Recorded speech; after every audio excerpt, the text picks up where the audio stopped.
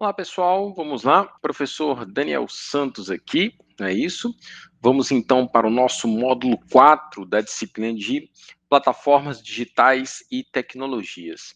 Meus amigos, nesse módulo, bom, nós falamos que existem diversos sistemas que são adotados nas organizações, nós já vimos a importância da tecnologia nas organizações, nós falamos um pouco de negócios digitais, né?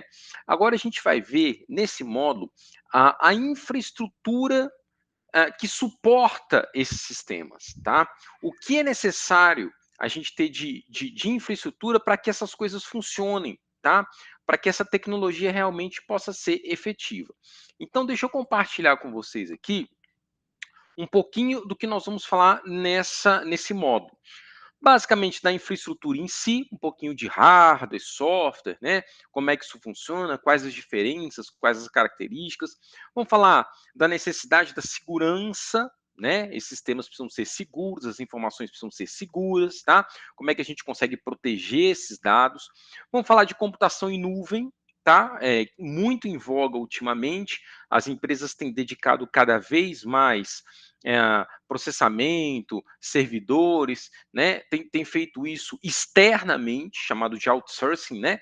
Feito isso externamente, com gente que realmente entende do assunto, né? A gente vai falar um pouco mais sobre isso. A integração de sistemas, vamos falar como é que dois sistemas conversam entre si, né?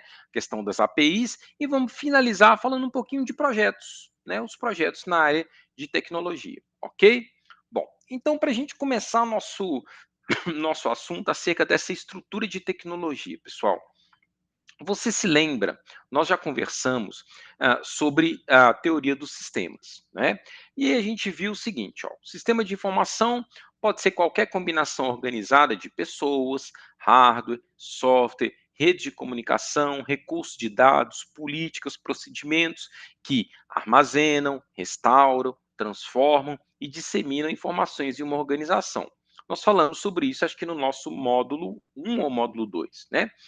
Já o termo específico tecnologia da informação é usado para se referir à infraestrutura, tá? A infraestrutura, as técnicas, a implementação, a forma mesmo de comunicação, o cabo, a rede, o wireless, né? Então, quando a gente fala de TI, a gente fala basicamente, pessoal, de dois conceitos fundamentais, tá? Hardware e software, ok? O que é o hardware? Hardware é o conjunto de equipamentos, né? É o conjunto físico, é o que você pode ver, é o que você tem que conectar uma coisa na outra, um cabo no outro, um fio no outro, tá? E software é a parte lógica, é aquela parte que dá vida ao hardware, mas você não consegue pegar necessariamente, né? O software, ele é basicamente um conjunto de linhas de código, mas que possibilita que o computador realize coisas, possibilita com que a gente interaja com o computador. O software geralmente possibilita que a gente consiga implementar coisas no hardware e que as coisas que sejam feitas no hardware consigam ser visualizadas pelos usuários, tá certo? Em tecnologia, tecnicamente, né? E eu trabalho com tecnologia há muito tempo. Tecnicamente, a gente fala que hardware é o que você pode chutar, e software é o que você só pode xingar quando você está com raiva, né? Hardware você pode chutar, é o físico. Software você não consegue chutar, só consegue xingar quando você está com raiva, ok? Conceito mais técnico que eu consigo pensar para poder passar para vocês. Com relação ao hardware, pessoal, ó, elementos físicos ou eletrônicos de um sistema. Então, o hardware ele tem basicamente um conjunto. O que é hardware, né? Um conjunto de periféricos. E o que são os periféricos? Também chamados de dispositivos de entrada e saída de dados. Você lembra dos sistemas, né? Entrada e saída de dados. Um mouse é um dispositivo de entrada de dados. Você usa um mouse para poder dar entrada de informações no sistema, tá certo? Cliques, posicionamentos, tá? Um teclado você usa para dar entrada de informações no sistema, tá? E a saída? A saída de um sistema pode ser o próprio monitor, a saída de um sistema pode ser uma impressora, a saída do sistema pode ser uma caixa de som, tá certo? Então, esses dispositivos de entrada e de saída também podem ser chamados de periféricos. Mas as coisas acontecem dentro de um computador, né? E as coisas acontecem através do chamado processador, ou CPU, né? Central Process Unit, unidade central de processamento.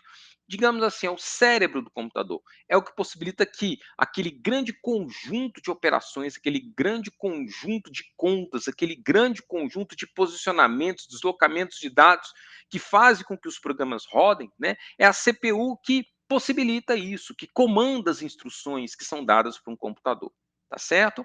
E aí a gente tem anexo à CPU uma memória, né? E a gente tem uma hierarquia de memórias, eu não vou entrar nesse detalhe agora, mas mais próximo da CPU a gente tem a memória chamada de memória RAM, Random Access Memory, também chamada memória de trabalho. Então, tudo que você faz no computador, você faz com o auxílio da memória do computador que está auxiliando no seu trabalho ali, né? Você abre um Word, esse Word é carregado na memória para que você trabalhe com ele. Você está me assistindo aí, né? Essa web está sendo carregada na memória para que você consiga me assistir. É a memória de trabalho do computador. Mas a gente tem outras memórias, por exemplo, a memória secundária, que é onde os programas ficam armazenados mesmo com o computador desligado. Não é uma memória de trabalho, é uma memória para armazenamento de programas para que depois você consiga pegar esses programas da memória secundária e trazer para a memória de trabalho para que você trabalhe com esses programas. Né? Um HD é uma memória secundária, um pendrive é uma memória secundária. Tá? Um SD, o cartãozinho SD, é uma memória secundária. Perceba que a memória de trabalho, ela funciona enquanto o computador está ligado, enquanto você está trabalhando com ele. As memórias secundárias, elas funcionam mesmo com o computador desligado. Porque você não precisa, toda vez que você liga o computador, você não precisa instalar um Word, você não precisa instalar seu sistema operacional. Ele fica guardadinho na memória secundária. Tá? O processador, como eu falei, que é o cérebro, e o disco ali embaixo, que é um exemplo de memória secundária. Um HD é um exemplo de uma memória secundária. Um DVD é um exemplo de uma memória secundária. Ok? Bom, falando mais especificamente do processador, né? O dispositivo de processamento. Esse dispositivo de processamento, o processador, ele tem alguns componentes fundamentais. Uma unidade de controle, uma unidade de lógica aritmética e áreas de armazenamento chamadas de registradores. Então vamos ver cada um desses caras aqui. Primeiro, unidade de controle. Bom, estamos falando de dentro de um processador, tá? A unidade de controle do processador é o dispositivo mais complexo de um processador. É a unidade responsável por mandar os chamados sinais de controle. Então, quando o processador vai comandar, por exemplo, uma memória de trabalho, uma memória RAM ou até um HD, né, ele manda pulsos de controle que são emitidos pela unidade de controle, são pulsos de controle para comandar. E aí, esses pulsos de controle podem ser internos, para comandar componentes do próprio processador, ou podem ser pulsos de controle externos, para comandar um HD, para comandar o início de uma impressão, né? Então, a unidade de controle manda esses pulsos de controle para poder comandar todo o sistema computacional.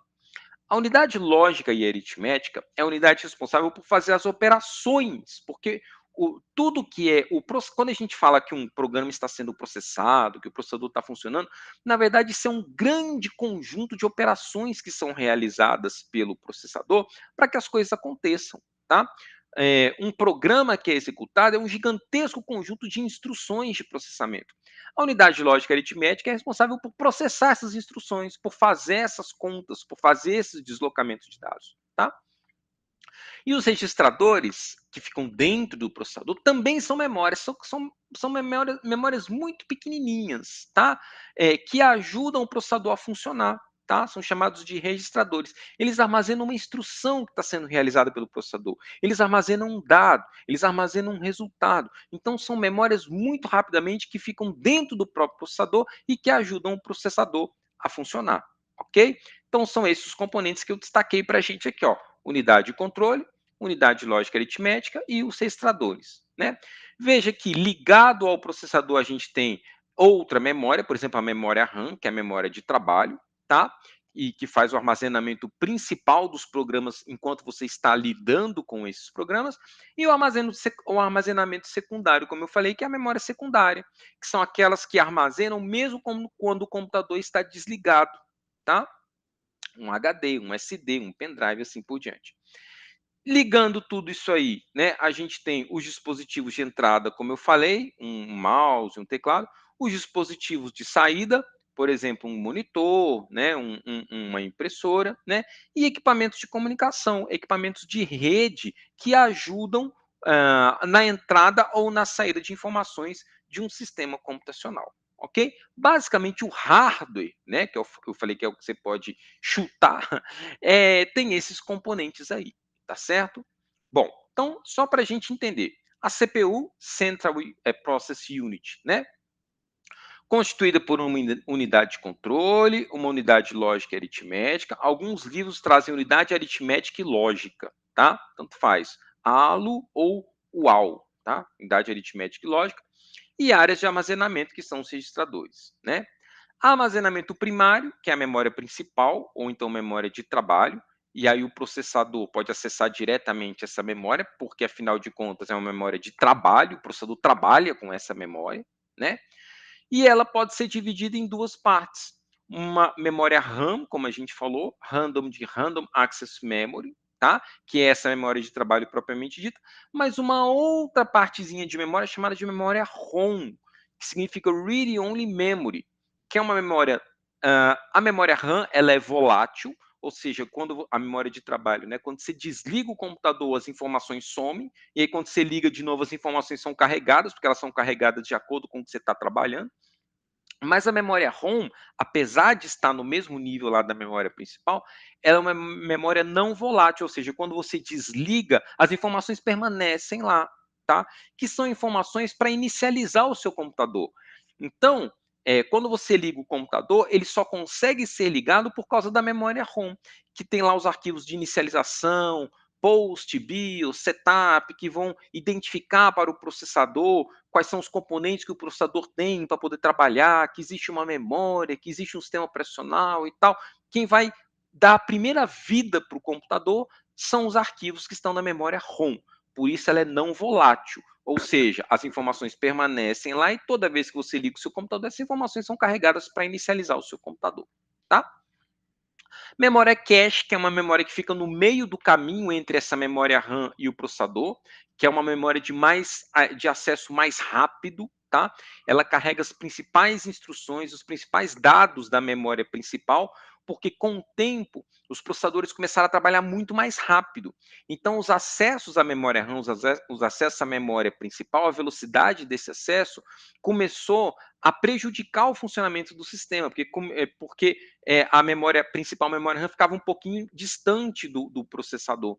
Então, foi criada uma memória no meio do caminho, chamada de memória cache, para que o processador acesse mais rapidamente, consiga trabalhar mais rapidamente, tá? Então, é uma memória de alta velocidade, que o processador pode acessar de forma mais rápida, em comparação com o acesso da memória principal. E as memórias de armazenamento secundário, como eu já falei, uma solução para grandes quantidades de dados, né? Memória não volátil, ou seja, você desliga o computador, as informações permanecem lá, né? Um HD, um pendrive, uma fita magnética, enfim. Dispositivos de entrada, mouse, teclado, um leitor óptico, um scanner, né? Dispositivos de saída, monitor, telas, impressoras e assim por diante. Bom, vamos falar um pouquinho da parte de software, né? Pessoal, a gente tem algumas camadas de software. A gente tem uma camada de software própria para interação com o usuário, né? Que é são os ícones bonitinhos que o usuário enxerga, ele consegue interagir porque ele vê um sentido naquilo ali, ele vê figuras, ele vê ícones que fazem sentido para ele, e através dessas figuras, desses ícones, ele consegue interagir com o sistema, né? A interface com o usuário. Tem o código, a camada de código. Como eu falei para vocês, os programas são um conjunto de códigos, então alguém senta, alguém programa um código de computador, né? E os bancos de dados, ou seja, o software ele acessa esses bancos de dados, porque os softwares, grande parte das vezes, trabalham com dados, trabalham com informações, ok? E aí a gente tem, pessoal, a gente tem basicamente 3 grandes grupos de softwares, tá? A gente tem os sistemas operacionais, os utilitários e os aplicativos, ok? Quem é quem aí nessa história? Sistema operacional é um software, conjunto de código, alguém programou e tal, né? Mas que tem 2 grandes funções básicas do sistema operacional. Ele possibilita a interação do usuário com o hardware, né? Então, menu iniciar para você iniciar o funcionamento do hardware, né? Que mais? Você manda imprimir alguma coisa e você vê uma folhinha saindo assim, significa que o hardware está trabalhando, mas você está vendo através do software que está sendo feita uma impressão, né? Você está copiando um arquivo de uma pasta para outra e você vê uma folhinha voando de um lugar para o outro, então ele mostra para você que uma transferência de arquivos está sendo feita de um local da máquina para outro local. Então, o sistema operacional possibilita uma interação do usuário com a máquina. O usuário consegue ligar a máquina pelo sistema operacional. O usuário consegue desligar a máquina pelo sistema operacional. O usuário consegue gravar coisas num HD, numa memória, pelo sistema operacional. Tá? Então, ele possibilita que o usuário interaja com a máquina. E ele fornece uma tradução do que está acontecendo na máquina. Né? Ele fornece uma tradução. Ao mesmo tempo, o sistema operacional também gerencia o que está acontecendo na máquina, né? Gerencia. Você só consegue gravar alguma coisa porque o sistema operacional está organizando lá a memória para você gravar. Você consegue imprimir alguma coisa porque o sistema operacional está organizando lá as transferências de dados e tal, acionando, é, é, é, é, é, fazendo com que o processador, comandando o processador para acionar uma impressora, né? Então, o sistema operacional tem essas 2 funções: servir de interface entre o usuário e a máquina e comandar os recursos da máquina. Recursos não só de hardware, o sistema operacional comanda não só o hardware, processador, memória, mas comanda os softwares também. Você consegue usar os aplicativos na sua máquina porque você tem um sistema operacional, tá certo? Não vou entrar em mais detalhes sobre concorrência e tal, mas é basicamente isso, tá? Bom, então a gente tem um software de sistema operacional, que serve de interface do usuário com a máquina e serve para gerenciar os recursos da máquina também. Você tem os utilitários.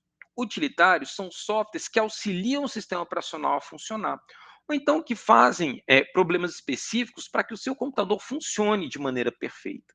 Um antivírus é um utilitário, tá? Um desfragmentador de disco é um utilitário, tá certo? E você tem os aplicativos. Os aplicativos são programas específicos que resolvem problemas dos usuários, tá? Um Excel é um aplicativo, um joguinho é um aplicativo, que mais? Waze é um aplicativo, né? Então, os aplicativos são programas específicos para que o usuário consiga fazer coisas específicas com a máquina, ok?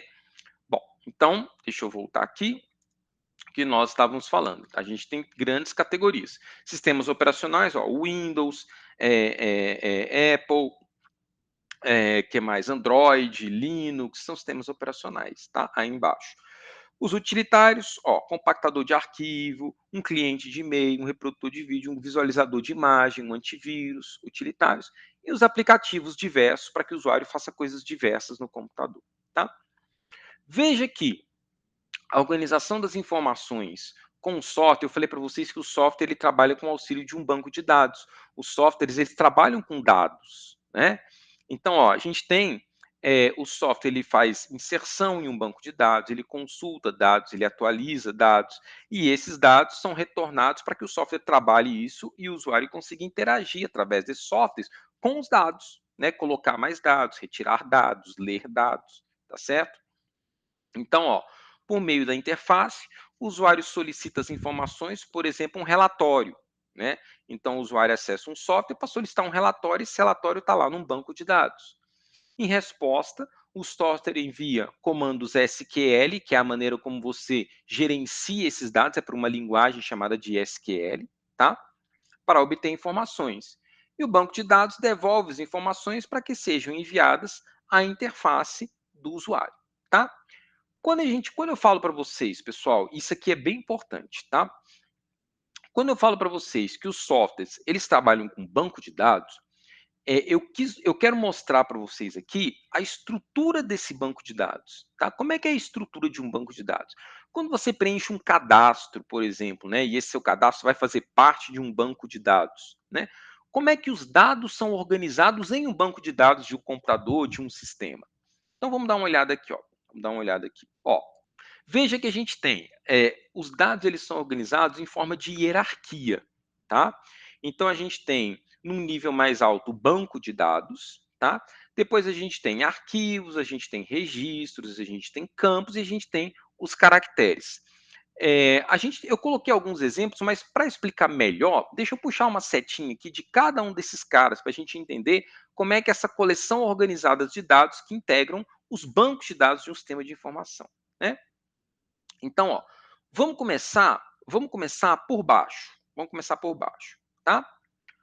Ó, caractere. O que está saindo de caractere? É um bloco básico de construção que pode incluir uma letra maiúscula, uma letra minúscula, um dígito, um número, um símbolo especial, e são caracteres.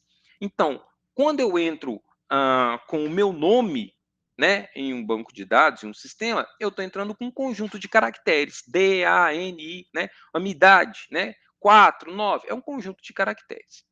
Agora, quando eu tenho esse conjunto de caracteres e que tem um sentido, eu passo a ter um campo, tá? Por exemplo, um nome é um campo, um número de idade, por exemplo, é um campo. Qualquer combinação de caracteres que descreve, que tem um sentido e que descreve alguma coisa. Nome, endereço, né? Conjunto de caracteres que formam um nome, conjunto de caracteres que formam um endereço, conjunto de caracteres que formam uma cidade, uma unidade da federação. Tudo isso aí é um campo, ok? Agora, quando eu tenho um conjunto de campos, eu passo a ter um registro.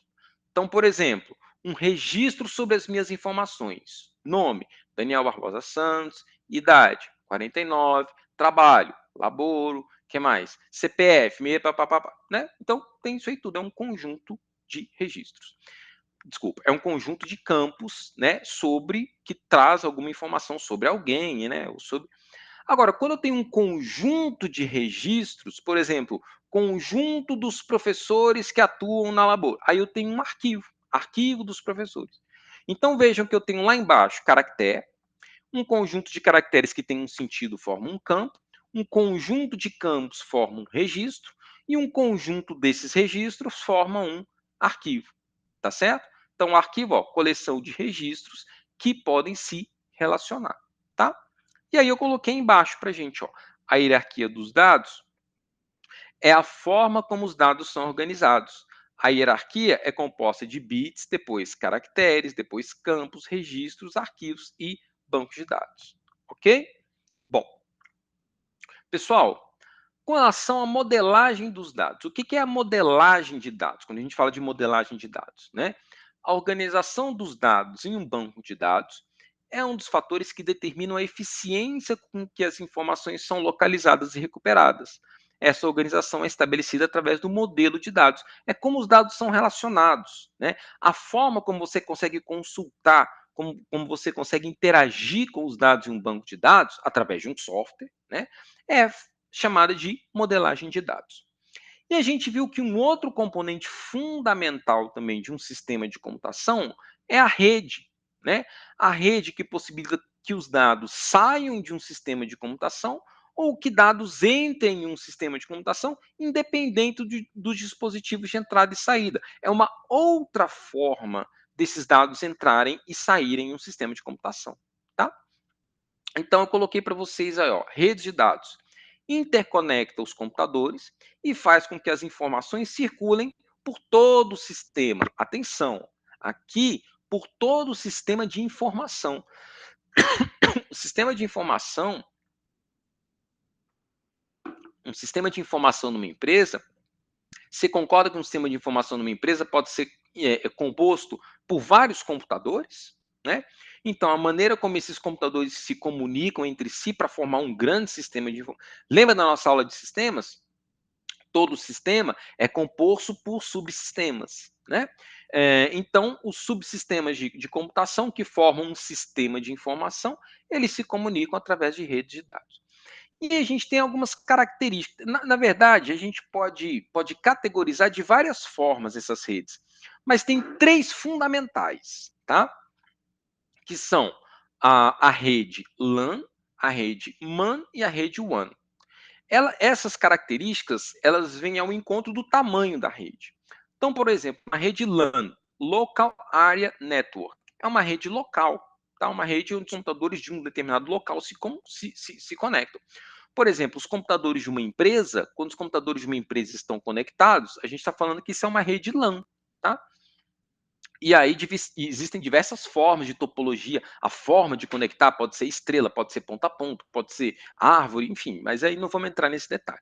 Mas os computadores de uma empresa formam uma rede LAN. Você está num shopping, tem um access point lá que provê serviço lá, você consegue se conectar à rede do shopping. É uma rede do tipo LAN, tá? Local Area Network. Na verdade, se você tem uma rede conectada sem fio, ela tem até um nome mais específico, que é uma WLAN, Wireless LAN, tá? Que é uma rede LAN sem fio, tá? Uma WLAN. Bom, a gente tem uma rede do tipo MAN, Metropolitan Area Network, ou uma rede metropolitana. Por exemplo, aqui em Brasília a gente chama de pardal, né? Eu não sei como é que a gente chama nas outras cidades, mas esses detectores de velocidade, né? Para você não passar em alta velocidade na via e tal, você tem um conjunto desses detectores de velocidade em uma cidade. Eles estão interligados a uma central. A gente tem uma rede do tipo MAN, uma Metropolitan Area Network, ou uma rede metropolitana que cobre uma cidade, tá certo? Um conjunto, uma rede que interliga os sinais de trânsito. É uma rede do tipo MAN também, uma rede metropolitana. Tá? Câmeras de segurança de uma cidade, uma rede metropolitana. Tá bom? E também a gente pode ter uma WMAN, né? Ou uma wireless MAN, ou uma rede MAN sem fio, né? E uma rede WAN? Rede WAN aí é para gigantescas áreas, né? Às vezes entre cidades ou até entre países diferentes. A internet é um exemplo de rede do tipo WAN, tá? Que é Wide Area Network, uma área muito grande, ou redes de longa distância.